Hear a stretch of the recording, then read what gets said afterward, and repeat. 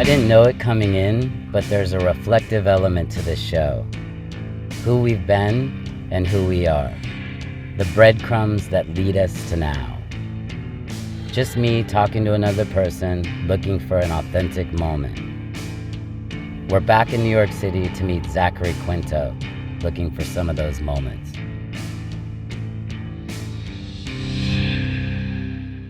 My show is like a biography in 7 minutes.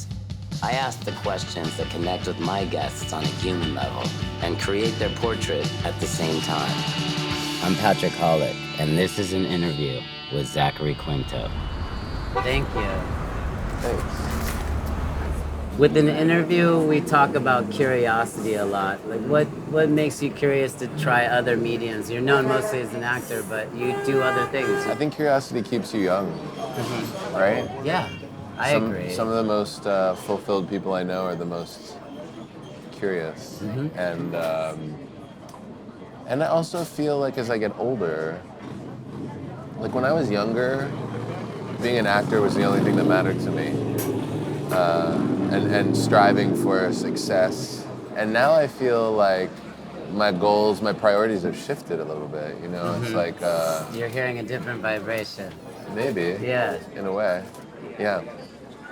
If you can kind of go down and talk to her-ish, like a little lower. You continue to move kind of from theater, film. What's the preferred medium? Is there one? If I could forge a career that was only theater, I would. You know? It's tough, right? It's very... Theater artists are grossly undercompensated for their work. Yeah, I think so. It's funny, it's the best things are always that way. The things you really desire don't have monetary value. You have to sacrifice for something, right? Yeah.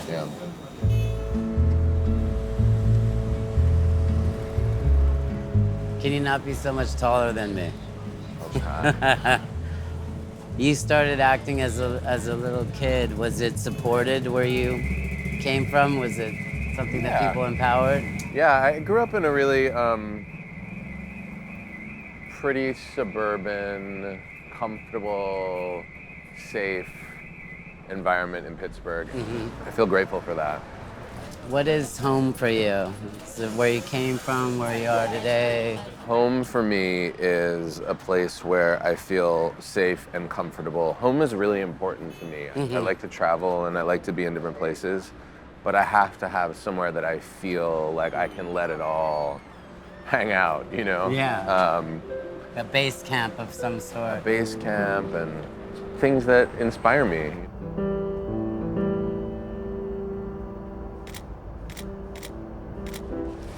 Whew. Hey. I like the suit. Thanks. Yeah. This is the sketchiest part of our day. Great. What's the best advice you've ever received? It's a marathon, not a sprint. But I had never heard it before. I was like probably 22. Yeah. I was super hard on myself in my early 20s. My ambition got really mixed up with my self-worth. And I was doing a play, and this actor who was older than I was wrote it in my opening night card, you know? And it's so cliche. It's like, you know, you hear that all the time, but it's so important. It's helped me a lot. Don't step on the brown. Who do you go to for advice? I have a couple core people in my life. You know, all of my closest friends are friends that I've had for over a decade. And they're the people that hold me accountable. For your behavior. Yeah. And hold me accountable to who I always have been, not necessarily just who I am now or who I've become. Yeah. So I like that, and I rely on that. And then I have like people who I consider teachers in my life in one way or another. You know, there's people that I go to for career advice. There's people I go to for personal advice, for spiritual advice. So true. Yeah, I feel like, you know, you need to seek those teachers out. Yes. Especially in entertainment, the balance of the spiritual versus the intrusion of it. Yeah. I went through it as a director in music video and all these commercials and stuff, and I found that I had it in my house at night, in my house in the day, and then friends were people I was shooting and the subjects and all this stuff, and then it was like a mess, and then The lines got blurry. Yeah. I felt guilty too for being a young music video director here because I was like 17, 16 years old. Right. So I felt like I would look at crew and be like, I don't deserve it, you don't deserve it, self-hatred. Right. I'll do drugs, you know. I hated myself for doing okay. I felt weird about it. Totally. I understand.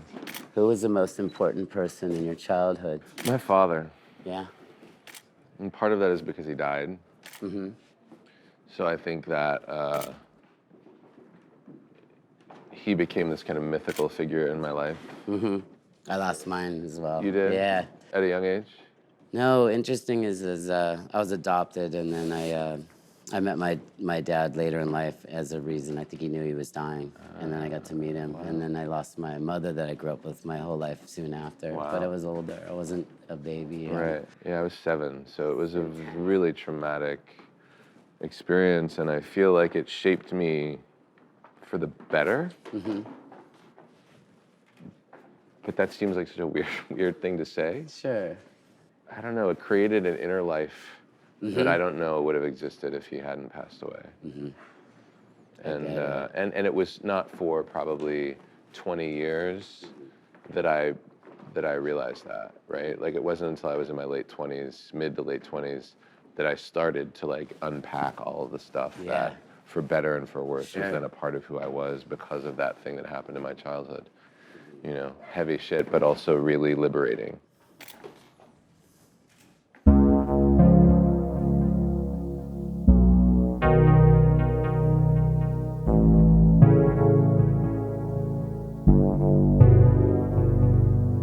What do you think of the whole new social media, this new world, like the new generation? Does it trip you out? Oh man, I feel really, it's hard to talk about because then I just sound like old and curmudgeonly, but I feel grateful. Okay, let's put it in this context. I feel grateful that I grew up without it. Yeah, right. And that I'm of that generation that was like right on the cusp. Like I didn't get a cell phone until I graduated from college. Uh-huh. And like, I'm really glad about that. I know. You know, it's cool too, is this new generation of kids. Let's take one picture against this white wall. They're like, I'm analog, I don't mess with digital. And I kind of like it. They're like, yo, I'm listening to vinyl and they're only shooting film. Is that true? There's like a movement of kids that are doing that? Yes. God bless them. Yeah. They're like, oh, you're shooting digital? That's goofy, you know? It's so funny. I'm gonna just have you right here and do a white portrait. I like those kids. I support those kids. Yeah, me too.